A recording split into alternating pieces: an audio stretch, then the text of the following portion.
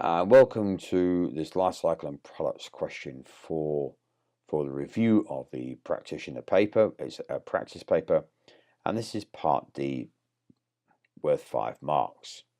And this is actually the last question on the paper.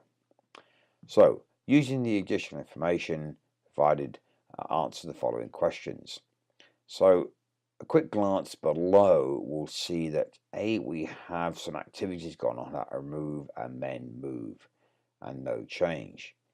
Now this is because we're going to look at the additional information here and see we have extract of information from the time box plan. Right. Now we're told that this is the first evolutionary development time box sample designs and extract information from the plan requirement 5 produce print ready catalog. So this is a table, and you look at the questions themselves, just remind ourselves remove and then move. We're going to need to do some checking on this document. Now, first thing to note here, by the way, before we go any further, is the project information in the table is true. Now, what that means is the information is true, but like it says, it might not be in the right heading or in the right document. Now, so imagine yourself on a project and you're part of the team, maybe you're the team leader, or the team leader comes to you and says, here's our time box plan, Mr. Project Manager or Mrs. Project Manager. Can you please advise, just to give it a once over? So usually somebody comes to you with a document, you're going to go through the document and check that everything's correct. It's in the right spot and it's in the right document, or it needs changing. Now, when it says true here, you are not able to edit what is written. You may add something, but you cannot change what is already there. However, if it said, with errors, then you can go that extra step and you can edit the information that is there should it needed to be edited. Right? But in this case, it says true, so we can't change what is written. So the next thing to do, the practice here, just to remind you, is to look at each statement one at a time and decide if it's correct or not, and if not, why not, and what you think you should be doing about it. Then go and look at the answer boxes and find which one applies pretty closely to what you have decided. Because if you go and look at all 4 answer statements and come back every time, you're going to spend a lot of time and it starts to get a little bit muddly. So it's far quicker to go like you would in a project, because you wouldn't have the answers actually to go read through to see what's wrong with it. Go through each one and only do one at a time, because you might have only 4 statements here and 3 questions, or 6 statements here and only 4 questions. So don't do all the statements in case you don't need to. I think you'll find in this case you've got 5 questions, so you're looking at all 5 of these. So let's have a look at the first one. Then go back and look at the question.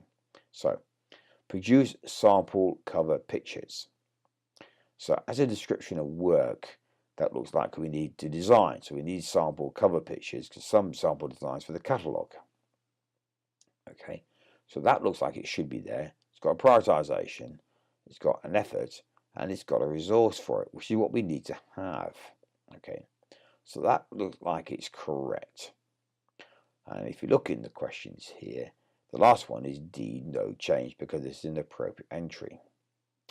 Now, I'm going to go back over a couple of the other statements for a bit of a reason. A says one remove because this is outside the scope of the project. Well, we need to do that, so it's not outside the scope of a project at all.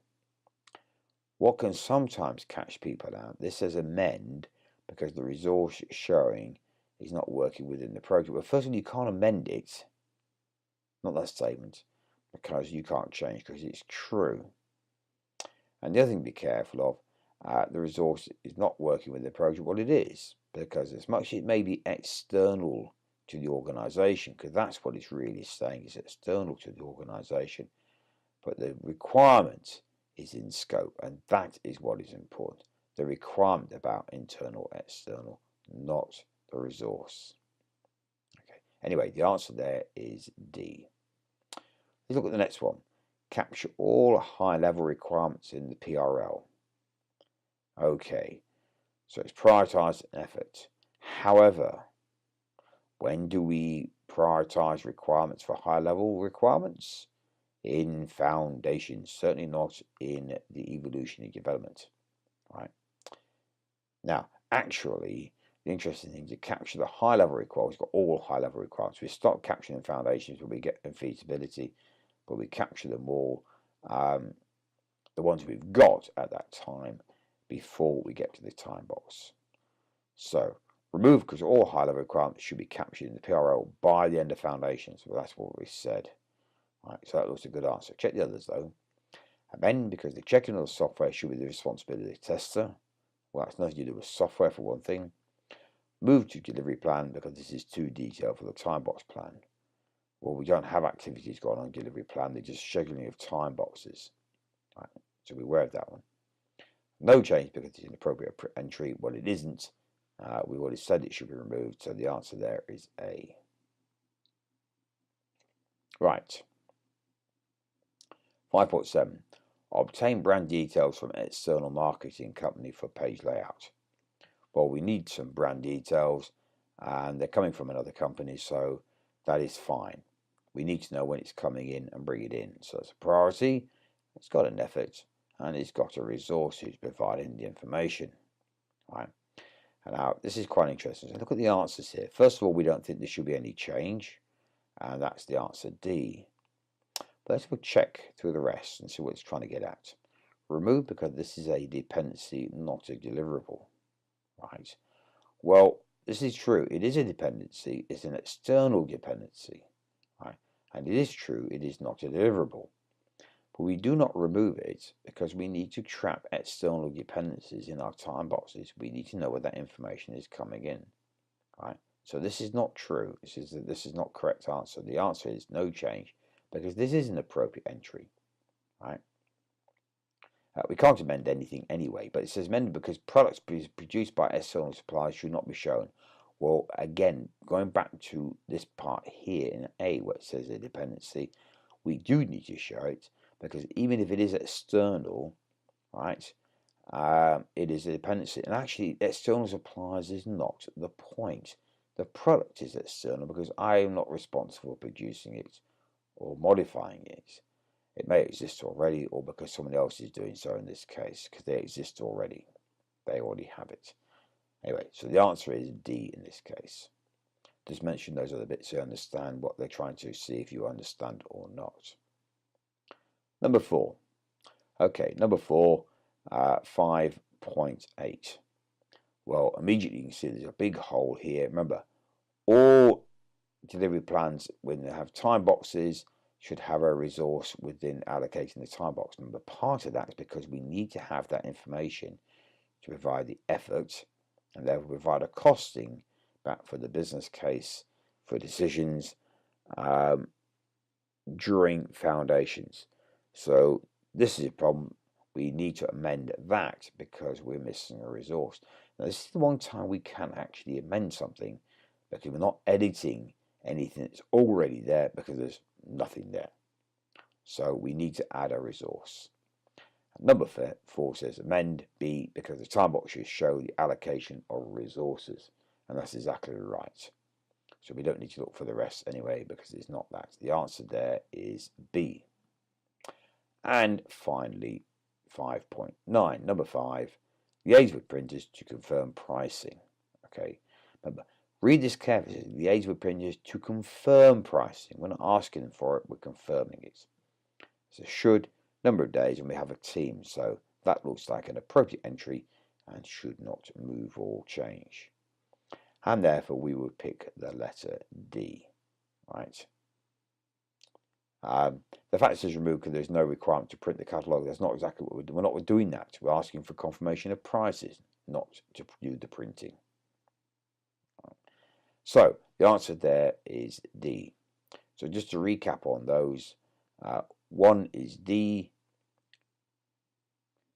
2 is A, 3 is D,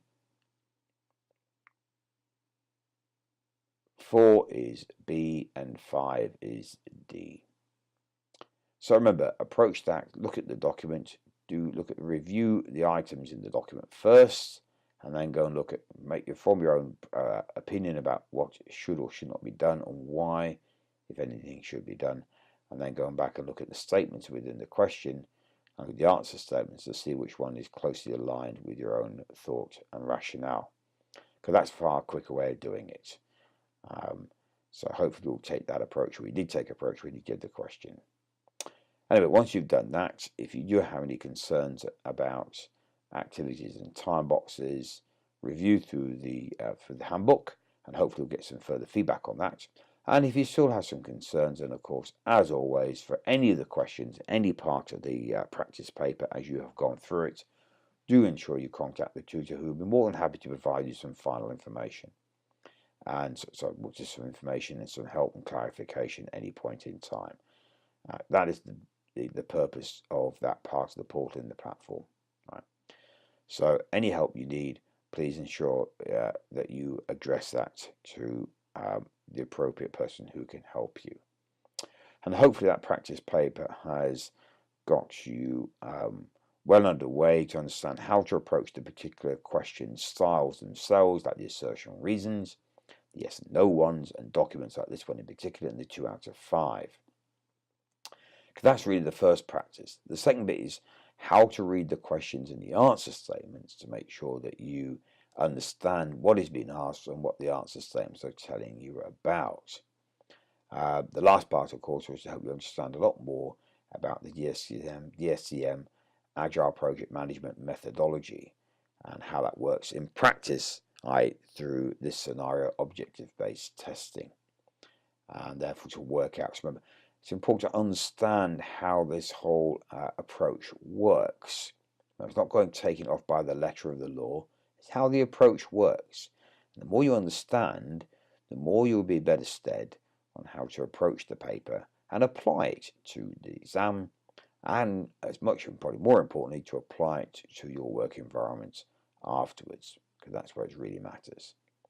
So on that note, if you want to have another go at the practice paper itself and get used to some of the question styles, you have the portal and the practice paper to do that. Do call on the tutor for any other help or advice you might wish to have. Wish we do that. And make sure you are fairly comfortable as best as you can be before you sit the live exam. And when you go to do that, I wish you the best with that exam. And thank you for having listened to these audios, and I hope they've been some sort of help to you to understand how this methodology works, what they're looking for in the questions, and how to apply the methodology to the questions. At the end of the day, it's about communication. Communication is usually the biggest issue, understanding what we've written, what we've read, and what we're expected to do, and what the project is expected to do. And this approach is set up to eliminate a lot of those issues in projects, in communication. Collaboration, communication, and work as a team. That is the core thing, work as a team. So I hope you've enjoyed the course and you've enjoyed going through, well, especially one can enjoy going through a practice exam paper, but hopefully it's giving you a good idea on how to approach it from here onwards. And I wish you well in the exam, and thank you.